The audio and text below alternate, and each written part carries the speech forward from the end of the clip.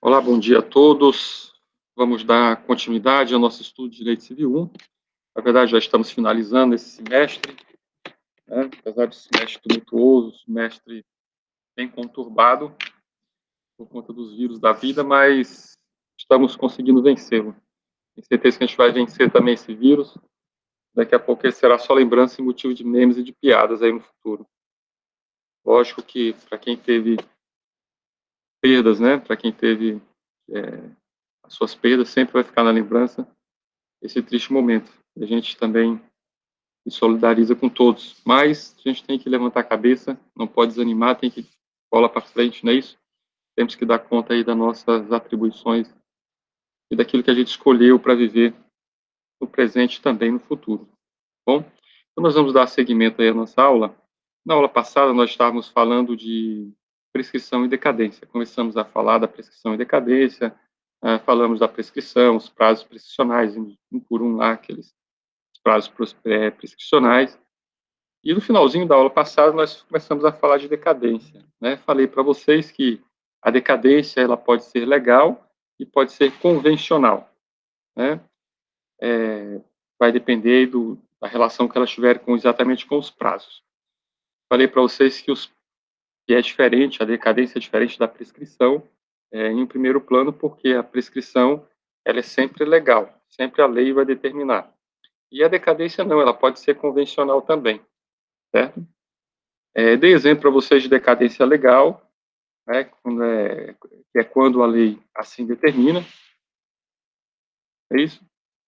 É, temos lá essa possibilidade no artigo 178, por exemplo, quando a lei determina ou possibilita, né, a, a ocorrência da decadência, dizendo que, inclusive, que o prazo para requerer a decadência é de 4 anos, para pleitear o quê? Anulação de negócio jurídico contado, no ato da coação do dia em que ela cessar, no erro, no de dolo, ou no de erro, de fraude contra credores, estado de perigo ou lesão, no dia em que se realizou o negócio jurídico, nos atos de incapaz, no dia que cessar a incapacidade, ou seja, a decadência legal, a lei vai determinar o prazo. Ela vai dizer, o prazo para você anular esse negócio jurídico pela decadência, o prazo para você arguir a decadência vai ser de tantos anos, e a própria lei vai dizer a quantidade de anos. É isso. Falei também para vocês no final da aula passada da decadência convencional. E disse a vocês que normalmente a decadência convencional ela vem numa cláusula contratual, né? E é um direito potestativo da parte de exercer ou não a decadência. Então, quando as partes criam o prazo decadencial, ou criam o prazo para o exercício de determinado direito, nós dizemos que esse prazo é decadencial convencional. E também lembrei a vocês que, de acordo com o artigo 210 do Código Civil, o juiz ele não pode reconhecer de ofício a decadência convencional. Tem que esperar as partes se manifestarem, porque às vezes aproveita a parte, né, aquele prazo e ele não quer exercer aquele prazo decadencial convencional. Tudo bem? Aí nós lemos também os prazos prescricionais, que estão lá no artigo 205 e 206 do Código Civil, certo? E paramos, eu creio que paramos aí, né, na aula passada. Então, vamos dar início hoje, na nossa aula de hoje, falando sobre a possibilidade ou alteração dos prazos. Tá? Então, vamos lá. Alteração de prazos seria o tópico da nossa aula hoje. Tópico inicial. Então, os prazos decadenciais, estamos falando da decadência, né? Os prazos decadenciais convencionais, como são convencionados pelas partes, também podem ser alterados pela vontade das partes. Okay? Lembre que eu falei para vocês que os prazos decadenciais legais não podem ser alterados. Tá? Os legais, porque a lei determina, olha, a lei determinou 4 anos para você anular, ou para você arguir a decadência no caso de coação, de dolo, estado de perigo e tal. Certo? Então, a lei está determinando, eu não posso modificar. Mas os prazos decadenciais convencionais, por óbvio, aí a gente pode, se a gente pode convencioná-los, também pode alterar, tá? Lembrem também, lembrando aqui a vocês, que eu disse que todo prazo prescricional, ele é sempre legal, tá? E se o prazo prescricional é sempre legal, ele não pode ser alterado pelas partes, ok? Ele não pode ser alterado pelas partes. O decadencial legal, da mesma forma, também não pode ser alterado pelas partes. Já os prazos decadenciais convencionais, são esses que nós estamos falando, nós temos essa liberdade, tá? Tem alguém pedindo para entrar? Nicole. Bom dia, Nicole. Lembro a vocês também que eu disse que se o prazo prescricional não estiver expresso na lei, né, já que os prazos prescricionais são sempre legais, se a lei não vier dizendo qual o prazo da prescrição, qual o prazo que eu vou aplicar para a prescrição que não tem um prazo definido na lei, 10 anos, né, que é o prazo geral máximo. Antigamente era 20 anos, agora diminuiu para 10 anos. E a decadência? Se o prazo decadencial não estiver explícito na lei, né, se o prazo decadencial não estiver explícito na lei, o prazo decadencial geral será de 2 anos. Então, 10 anos o prazo prescricional geral e o prazo decadencial geral, 2 anos. Ok? Importante demais vocês fixarem isso daí, tá? Porque realmente despenca em provas, em outras disciplinas que vocês vão fazer, vão precisar também de lembrar dessa regrinha geral, tá? Se não tem prazo prescricional definido na lei, o prazo máximo é 10 anos. Se não tem um prazo decadencial fixado em lei, o prazo máximo é 2 anos. Bom, lembro a vocês também que, se quiserem fazer alguma pergunta, é só clicar no microfone e fazer a pergunta normal. Bom, ou faça pelo chat. Decadência ainda. Professor? Sim. Esse prazo decadencial geral é de 2 anos, mas convencional ele pode ser mais. Não, então, convencional você pode convencionar o prazo que vocês acordarem. O prazo geral é quando não for convencionado, não tiver definido. Não está definido. Qual o prazo? As partes esqueceram de convencionar ou a lei não colocou. Aí é 2 anos. Ok, obrigado. Entendeu? É até a mesma coisa na prescrição. A prescrição, eu disse a vocês que a prescrição sempre vai ser legal. A lei vai dizer, olha, o prazo prescricional para isso é 2 anos, é 3 anos, é 4 anos, é 5 anos, conforme nós vimos aí no artigo 16 e 16. É isso. Nós já vimos isso daí. Porém, se por um acaso a lei não veio dizendo o prazo, tem uma lei que vai estipular a prescrição e não vem dizendo qual o prazo prescricional para aquele determinado ato, ou determinado ato não está naquele rol, né, no rol do 205 e 16. Qual o prazo prescricional que eu aplico? Máximo 10 anos, né? Geral. Mas só quando não vier definida. A mesma coisa a decadência. Se não for definida, quer legal, quer convencional, as partes não convencionais, não for definida, eu aplico o prazo geral, que é 2 anos. Quem é que pode alegar a prescrição e a decadência? Certo? Será que o juiz sempre vai poder decretar ou pronunciar de ofício a prescrição e a decadência? Então, vejamos bem. A decadência convencional, o juiz não pode pronunciá-la de ofício. Por quê? Porque as partes convencionaram. Então, é as partes que devem alegar. A parte que aproveita a decadência convencional, ela que deve arguir, ela que deve dizer ao juiz, ó, seu juiz, eu quero que seja considerada a decadência convencional neste processo. Nós convencionamos aí um prazo de 2 anos e a parte entrou com um processo aí para cobrar esse contrato, por exemplo, depois do prazo decadencial. Então, é a parte que aproveita que deve arguir. Tá? O juiz ele não pode pronunciá-la de ofício. Certo? Já a decadência legal, que é aquela que a lei determina o prazo, aí sim pode, já que ela ataca, vamos dizer assim, o próprio direito potestativo, essa sim pode ser declarada e pronunciada de ofício pelo juiz. Certo? Então, vamos lá. Decadência convencional, somente a parte que aproveita deve arguir. O juiz não pode pronunciar de ofício. Mesmo que o juiz perceba no processo, pô, isso aqui já é uma decadência aqui convencional. Ele não pode dizer isso de ofício. Tá? Mas se a decadência é legal, aí sim o juiz deve pronunciar de ofício. Ok? E a prescrição? Quem que pode alegar a prescrição e decadência? Ora, se vocês observarem o artigo 193 do Código Civil, 193 do Código Civil, vocês vão ver que lá está disposto que a parte pode alegar prescrição em qualquer grau de jurisdição, nem que seja a parte. Essa prescrição ela pode ser alegada em qualquer grau de jurisdição. O que é qualquer grau de jurisdição?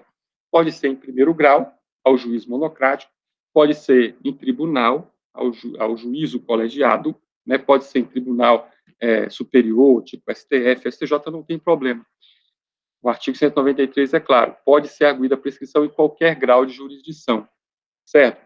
E eu chamo a atenção de vocês para isso, porque até 2002, até a entrada em vigor, até 2002 não, até 2006, que foi quando foi prolatada a Lei 11.280 de 2006, né, o juiz poderia alegá-la de ofício, certo?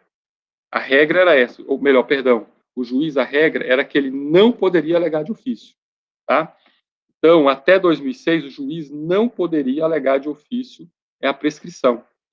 Porém, em 2006, mudou, foi alterado aí o artigo 5º, o parágrafo 5º do artigo 219, e firmou como regra, né, que o juiz ele pode e deve pronunciar de ofício a prescrição, certo?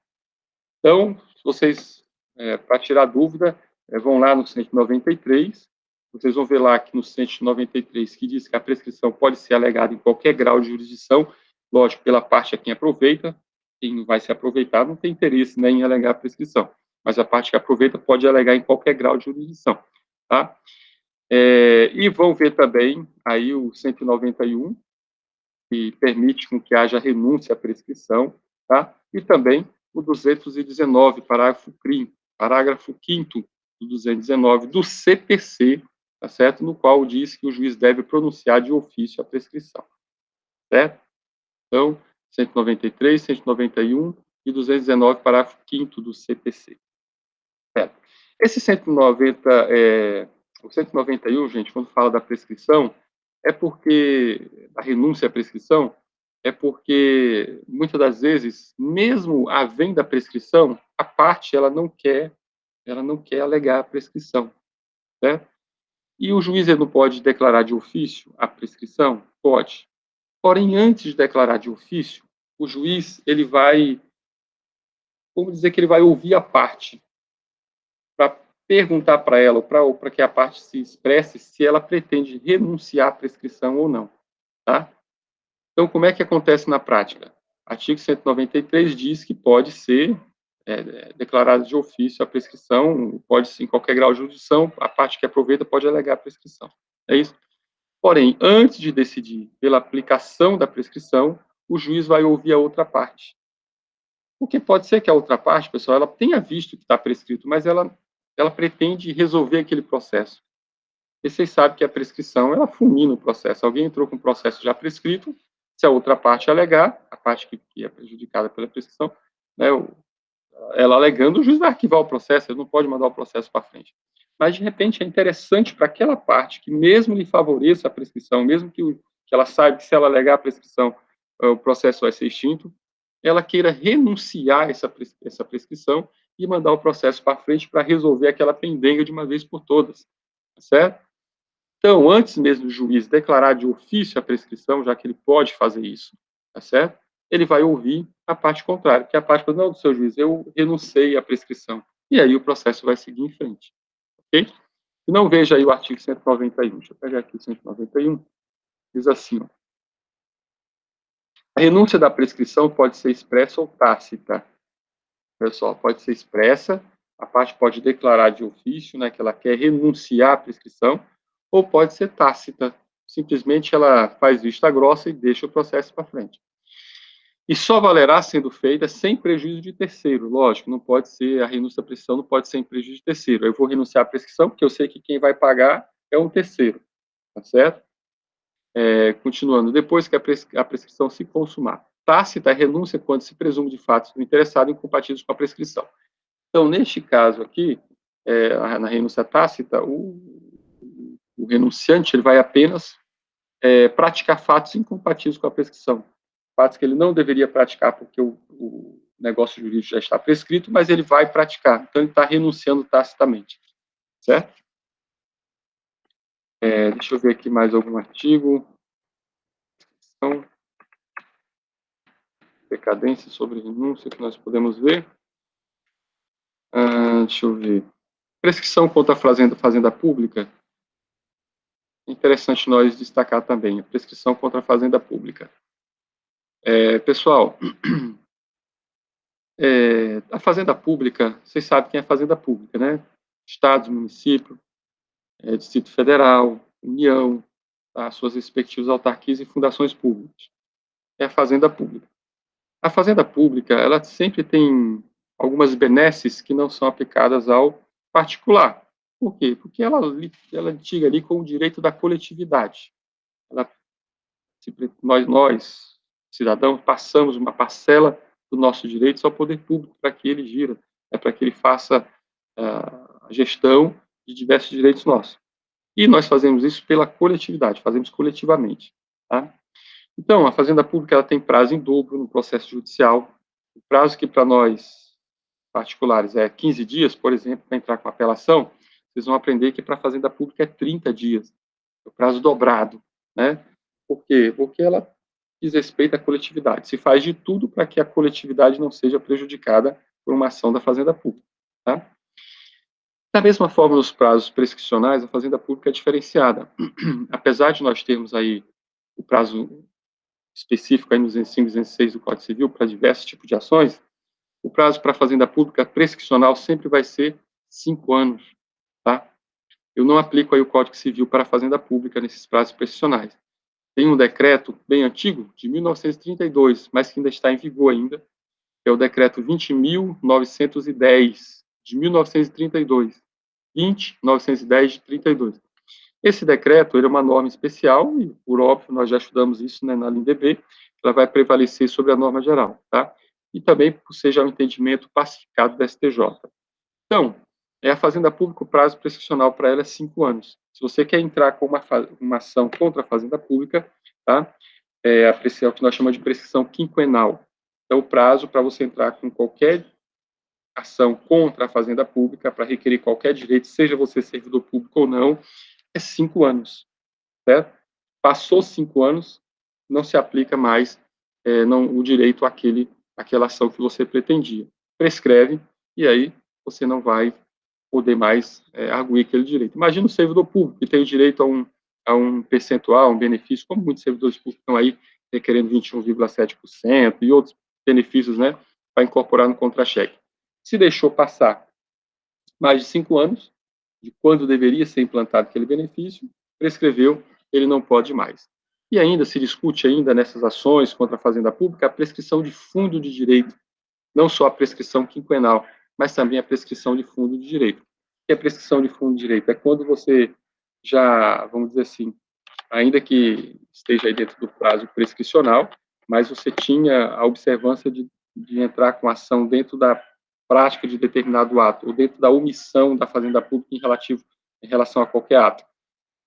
Prescreveu o fundo do teu direito, não só a prescrição quinquenal, mas aquele teu direito em si, você não tem direito mais porque você não exerceu ele dentro do prazo legal, a partir do momento da violação dele, certo? E aí também é uma discussão de processos aí contra a Fazenda Pública, né, que envolve também a prescrição, tá? Mas só gravem que a prescrição contra a Fazenda Pública sempre vai ser 5 anos, certo? Para encerrar, gente, a nossa aula de hoje, também a nossa disciplina, né? Hoje nós encerramos a disciplina em prescrição e decadência, é o último tópico da ementa de vocês, é o último tópico do plano de ensino, né? Então, nós vamos encerrar hoje a disciplina, dia 3 de junho, eu queria encerrar, disse a vocês que até dia 15 de junho eu queria ter encerrado, porque encerra o semestre, e nós vamos cumprir esse prazo. Então, hoje nós vamos encerrar, e eu vou passar uma atividade para vocês, até a próxima aula, para vocês responderem pelo sistema AVA, tá? Vocês vão colocar no sistema AVA essa atividade, a gente vai corrigir, vai ser a segunda nota desse nosso semestre, tá bom? Então, para nós encerrar, eu queria só ver com vocês as causas que interrompem a prescrição. Está lá no artigo 202 do Código Civil, tá? Pega aí o Código Civil de vocês. É interessante também nós destacarmos essas causas que interrompem a prescrição. O artigo 202 do Código Civil diz assim: a interrupção da prescrição, que somente poderá ocorrer uma vez, dar-se-á. Então, vamos lá, vamos entender primeiro o caput desse artigo. Tá? Tem interrupção. Tá? Existem dois dispositivos que nós chamamos de interrupção e suspensão, que são diferentes. Na interrupção, entendo da seguinte maneira: a interrupção, o prazo está correndo, ele para e volta lá do início para correr tudo de novo. certo? Isso é a interrupção.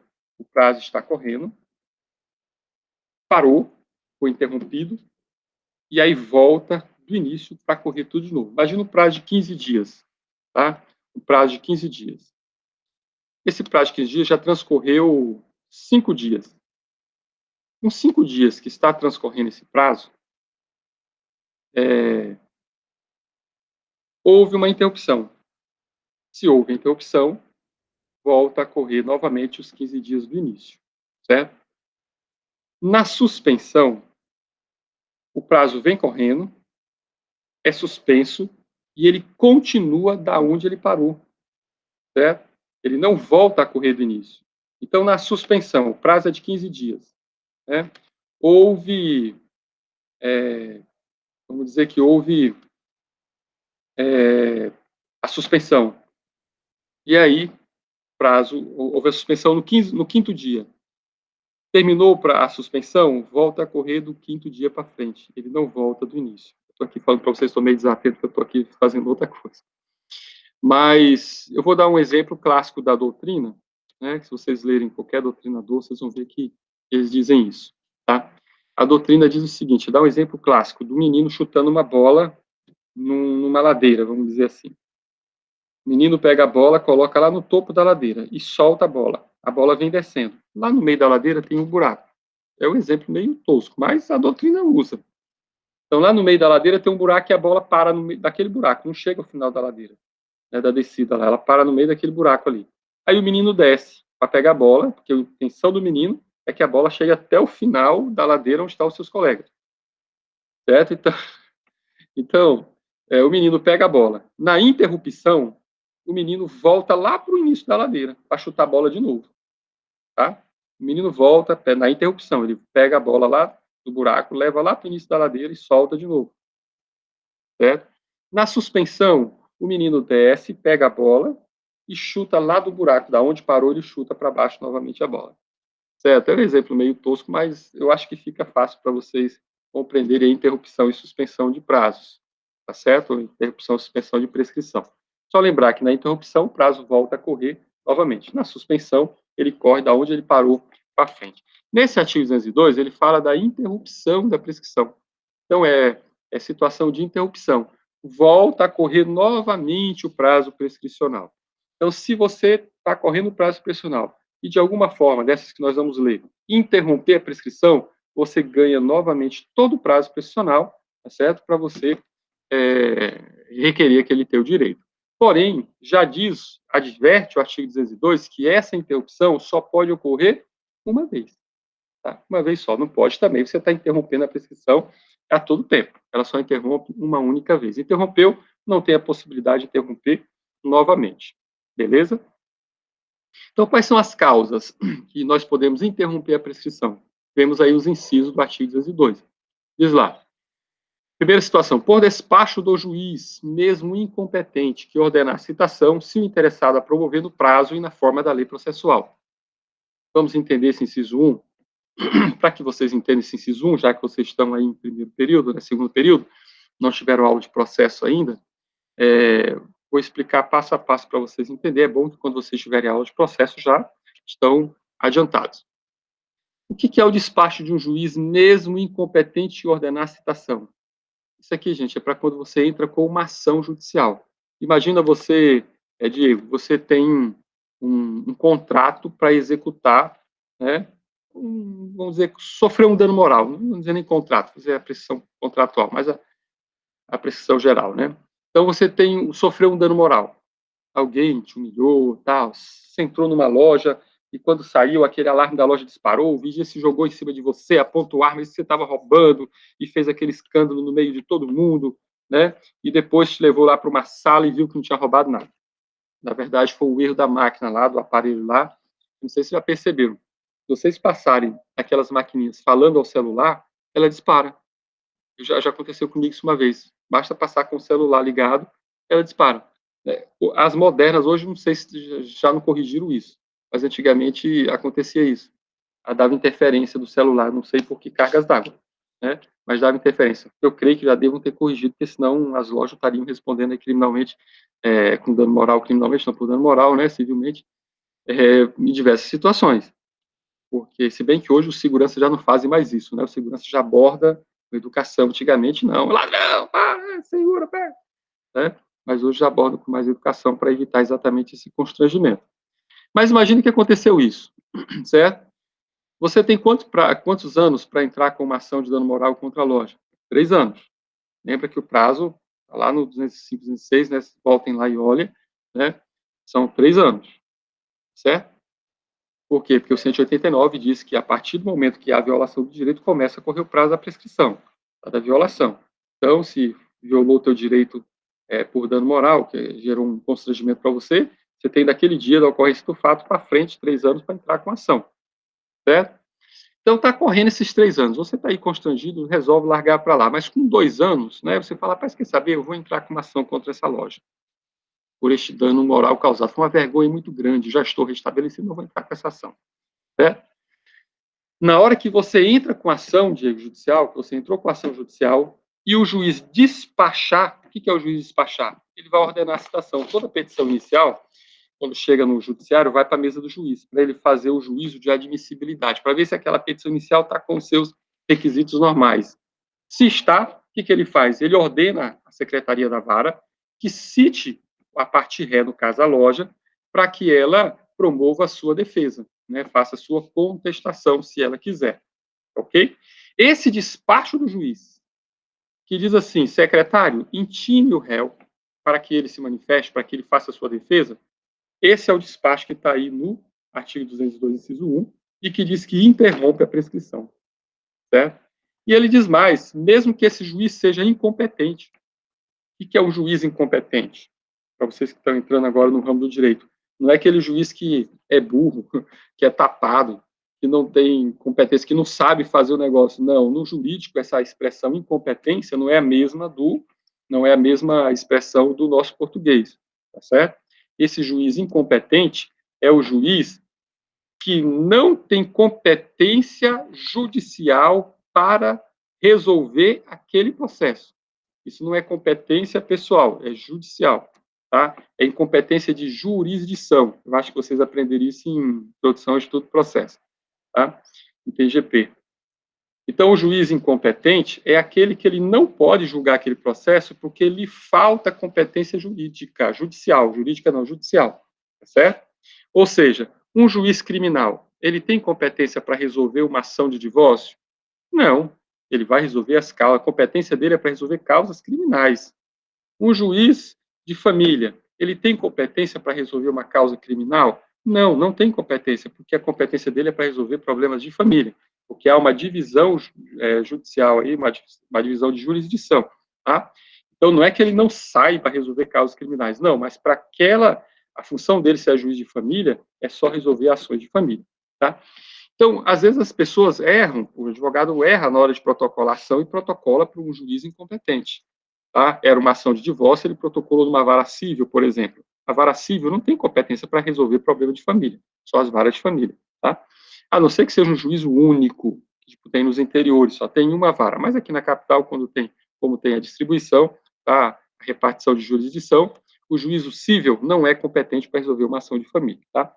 Então, imagina só que você, Diego, quando foi entrar com a ação, lá no PJE, ao distribuir a ação, você distribuiu para uma vara criminal, certo? E esse juízo criminal não percebeu, mandou simplesmente a Secretaria da Vara intimar o réu para que ele se defendesse. Lógico, o juiz é completamente incompetente. Esse despacho do juiz, ainda que incompetente, interrompe a prescrição? Interrompe. Você já tinha 2 anos de prescrição. Na hora que você entra com a ação e que o juiz despacha a citação, interrompeu a prescrição, você volta a correr, ou volta a ter mais 3 anos para você entrar com a ação. Porque pode ser que você desista da ação, você desistindo da ação, ou você sendo declarado a incompetência do juiz aí, o processo inarquivado, você pode entrar de novo com a ação no juiz correto? Pode, por quê? Porque devolveu para você o prazo prescricional, tá? Porém, só pode acontecer isso uma vez. Se você entrou, interrompeu a prescrição, aí extinguiu o processo por algum motivo, ou você desistiu, ou algum motivo arquivou o processo. Você ganhou o prazo prescricional de novo? Ganhou. A partir de quando? A partir do momento que o juiz deu esse despacho. Vai contar os 3 anos novamente. Mas se você entrar de novo no juiz errado, e aí depois arquivar esse processo, não interrompeu mais a prescrição. Ela só ocorre uma única vez. Compreendido? Sim ou não? Perguntem. Então vamos lá. O 2. Também interrompe a prescrição o protesto nas condições do inciso antecedente. Tá? Pode ser um protesto judicial também, ou pode ser um protesto cambial, como está no inciso 3. Tá? Ou um protesto judicial, um protesto cambial, também já faz a interrupção da prescrição do mesmo molde aí do inciso antecedente. Tá? Desde que você tenha promovido a ação dentro do prazo prescricional, já não esteja prescrito quando você deu entrada na ação, é o protesto judicial, o protesto cambial ou protesto cartorial. Tá? Tem um protesto que faz no cartório, vocês estão lembrados, né? Protesto que se faz lá no cartório de títulos. O protesto no título, né? Tem o protesto cambial e o protesto também normal. O protesto que você pode fazer dentro do cartório de títulos. Aquele protesto que se faz também interrompe a prescrição, tá? Desde que tenha sido feita antes do término do prazo prescricional. 4. Pela apresentação do título de crédito em juízo de inventário ou em concurso de credores. Vamos entender. Você tem um título de crédito, tá? E aí esse título de crédito está melhor, o teu devedor está em processo de inventário ou está em processo de falência, e aí vem um concurso de credores ou uma recuperação judicial, e você tem um título de crédito. Na hora que você apresenta em juízo esse título de crédito, também tem o poder de interromper a prescrição, tá? Imagina só que o teu devedor está no inventário ou está num processo de falência, no concurso de credores, seja lá qual for, por processo de falência, por recuperação judicial, não importa. No momento que você apresenta o teu título em juízo, também você tem aí a garantia da interrupção da prescrição, certo?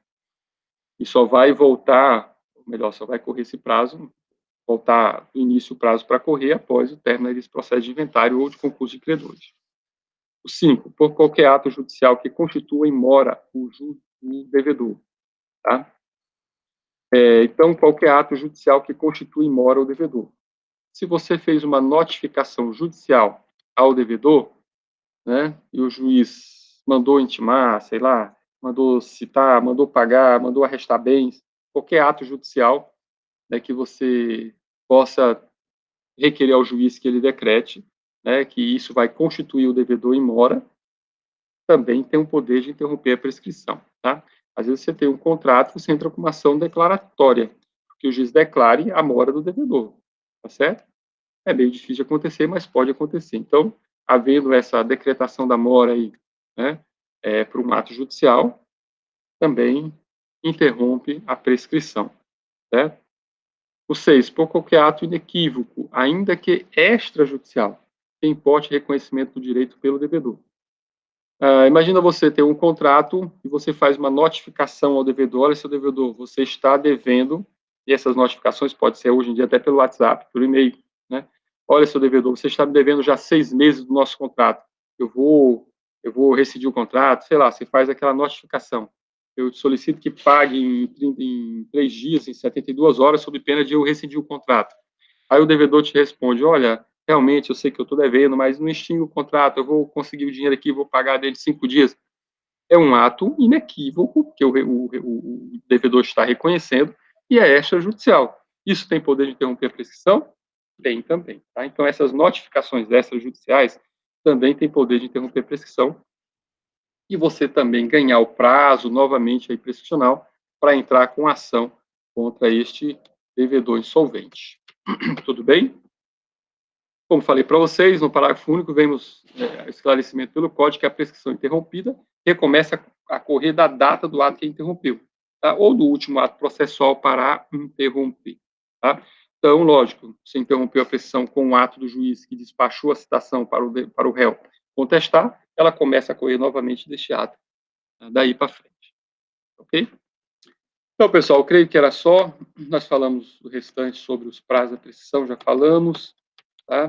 Do 205, 206. eu creio que seria só para nós falar aí de prescrição e decadência. E com este término, nós encerramos também a nossa disciplina, né? Seria o último tópico da aula, a nossa ementa, prescrição e decadência. Se vocês tiverem alguma pergunta, fiquem à vontade, façam, ou então nós passaremos adiante. Encerramos essa aula, né? Já estamos aí com apenas 40 minutos de aula, mas já encerraríamos a aula e encerraremos a disciplina também. Tem alguma pergunta, Nicole, Diego?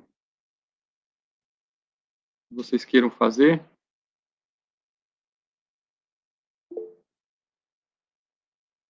Ok. E aí, Nicole?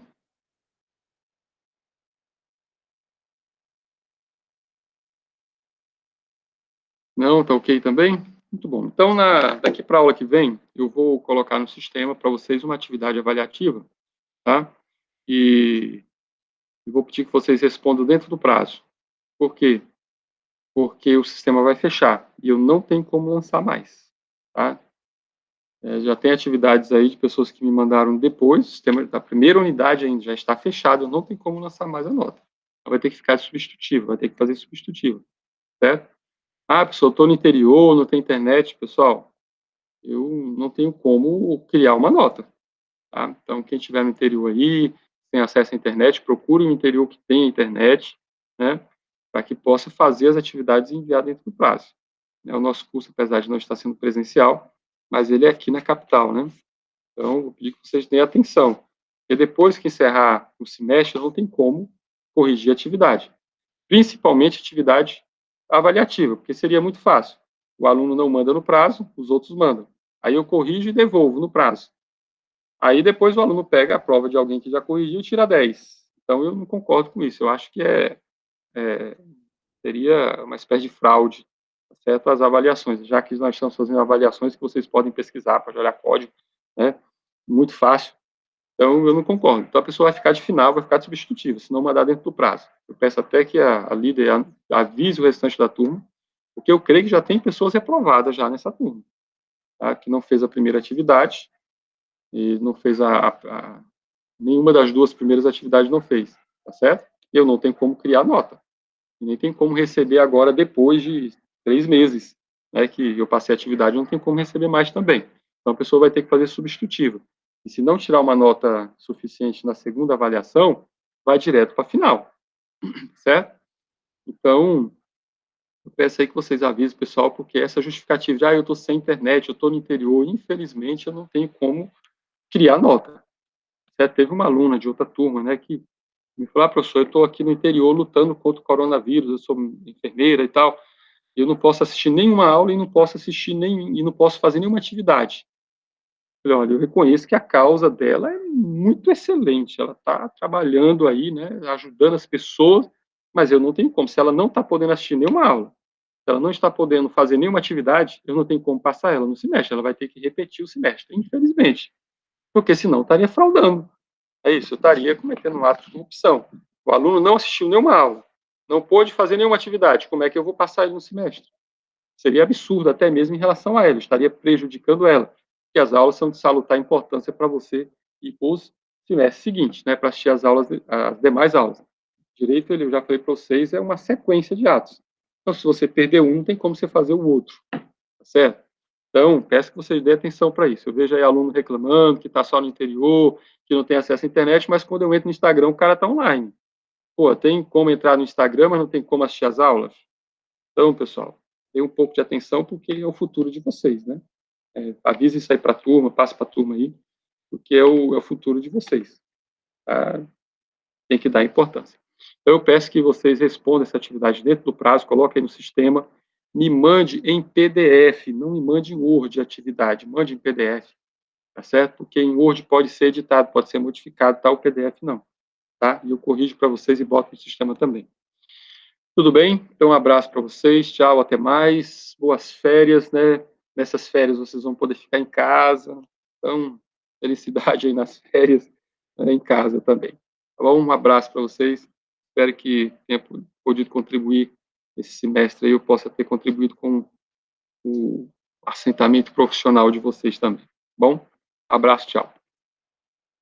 Como é que eu paro aqui?